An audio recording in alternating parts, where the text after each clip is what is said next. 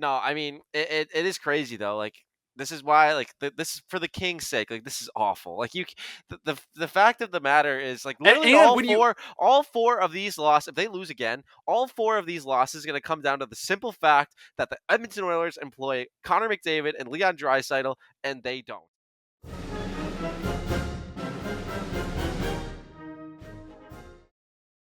Anyways, no, you have to be extremely happy with where you're at right now if you're a Timberwolves fan. But I mean, again, I'll say what I said last week. Like this, as much as the seed line may suggest it, the Western Conference is so compact and so crowded from 2 to 8 that anything in that area, no matter like anybody who wins, they're all within 2 games of each other. So it's not like there's a huge difference between the Timberwolves and the Lakers record-wise. And, yeah, I mean, honestly, this series has played out about as well as you could have hoped if you're a Timberwolves fan, with obviously Luka and LeBron have both had their individual efforts in their games where they have played really, really well, but they haven't gone nuclear together yet, and the Lakers' depth pieces have not shown up. And that is...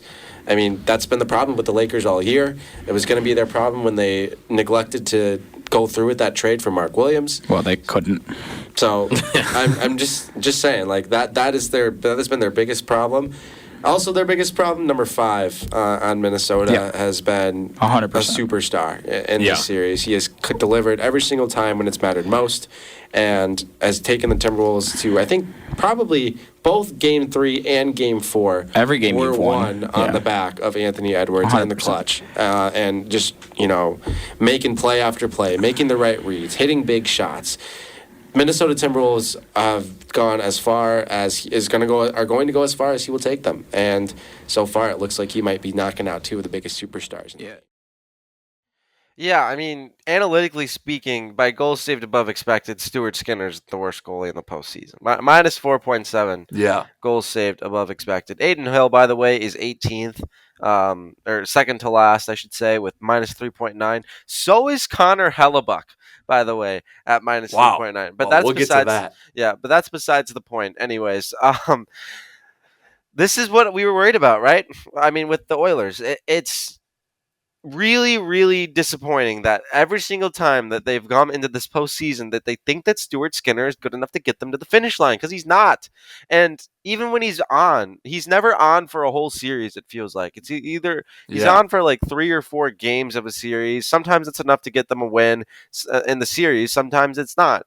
And as of right now, obviously, this is awful. Like, he is not playing good, and they do probably have to start Calvin Pickard in Game 3.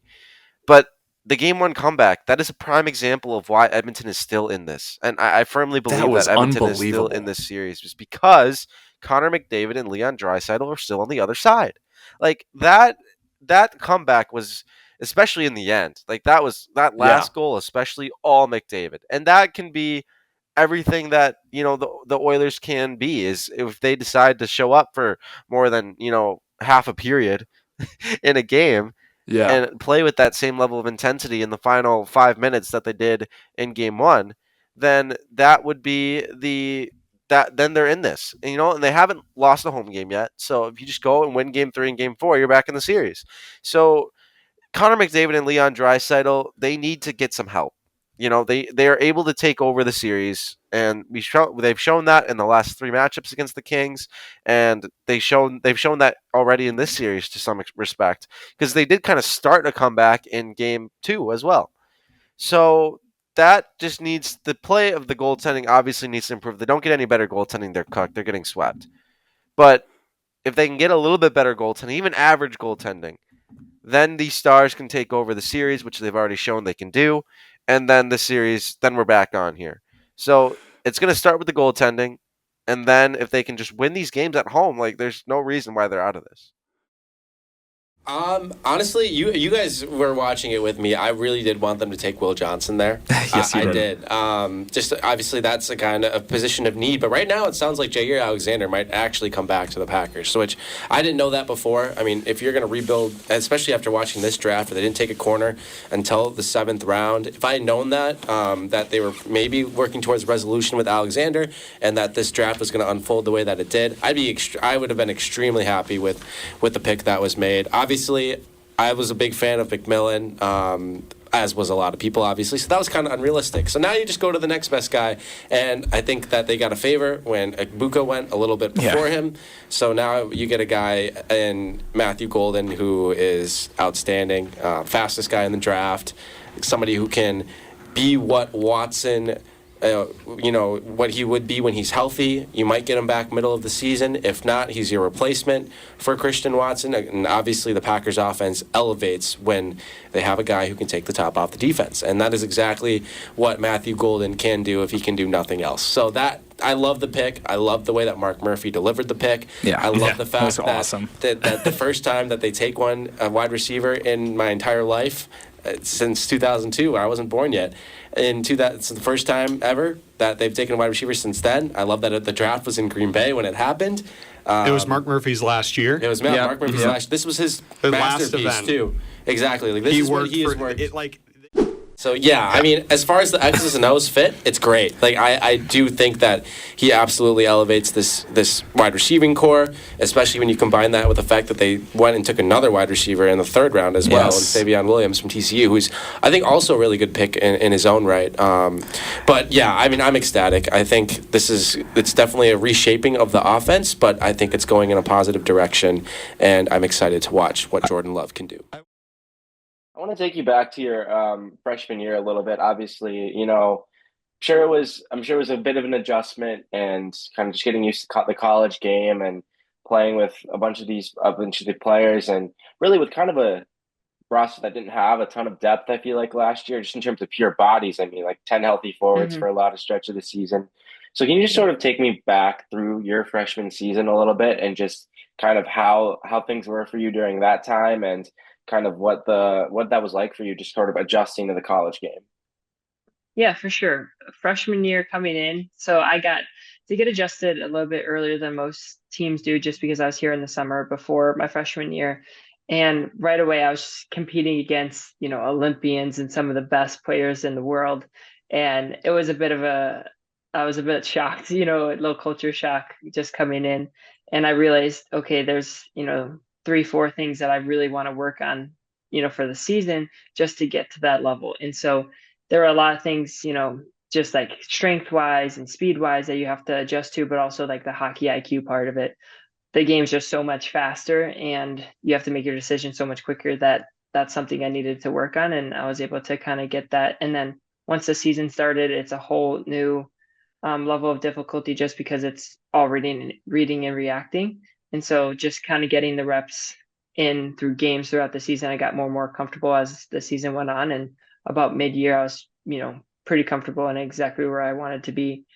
And so, yeah, it was a big growing opportunity. And, a little bit, you have to have a little bit of humility to realize that everybody on our team was the best at their youth program. And because we have the best players, in the country. And so you just have to kind of realize what your role is and then just excel at that while also working on your weak areas. And you're not going to be the best to start, but it's nice to have that hill to climb. Yeah, for sure. And I mean, even before then, like obviously playing with one of the more premier prep programs, I feel like definitely in the Midwest for sure, with the Chicago Mission, and obviously, getting the chance to play at the University of Wisconsin. I mean, so why did you choose the University of Wisconsin? I feel like I know obviously one of the greatest programs that there is to play at, but is there sort of a more of a different why behind it for you? Yeah, for me, it was close to home, which is a great bonus. But one of the main reasons is it's such a high level hockey program, athletically, but also academically. It's ranked really high as well. And so I wanted to make sure I get a good education while also being able to challenge myself athletically. And, coming in just like, you start from the bottom and you get to work your way all the way to the top versus, other programs where you start at the top, there's a little bit less room to grow. So I really wanted to kind of start from the bottom and compete with the best players in the world and practice every day and just kind of excel in hockey that way. But yeah, it was close to home. My dad went to University of Wisconsin as well. And so that was fun. A lot of relatives did too. And fantastic facilities and support we get from the institution. So all of those combinations just kind of was perfect. Yeah, and you got a sister coming too, right? Next year? I have two siblings. Yeah, two sisters Two. coming next year. How excited are you for that? It got to be pretty exciting, I feel like. Oh, I'm so excited. Uh, Next year they were here, they can I was able to skate with them a little bit in the summer, and just kind of play with them a little bit. And it was just I've never been able to play with them before because of our years have, haven't overlapped. So I'm excited to play with them in December. I was like, man, I'm so excited for next year, even though, I've been trying to enjoy this year, but next year will be even better having my sisters that I get to play with. Yeah, that's gonna be awesome. And did I read it right that you're one of seven, right? Like that Yep. that's crazy. How is it like just kind of growing up in such a big family like that? Especially, I guess, if some of the interests align too, like a couple of your siblings played hockey. So I'm sure that hmm had to have been really cool too, right? Oh, for sure. There's a lot of competition in that household. We can't play a game of Monopoly without getting competitive. So it was fun growing up with, my siblings, they all played hockey up until COVID, and then we kind of all did our own sports that we enjoyed the most. But we would play street hockey and shoot pucks in the driveway together. And I actually started as a goalie just because I wanted my brother to play with me and he would shoot pucks at me. And so just from an early age, um, I've always been playing hockey, and then I've, an older brother that's 2 years older, so he was always bigger, faster, stronger than I was. So I was always chasing him. And then I also had younger siblings that were also chasing me. So I kind of had the rabbit to chase, but I was also getting chased as well. So which, continued to push me to new heights. And so I think that's really, um, I'm just really grateful to have those siblings that pushed me, and I don't think I would have been where I am without them.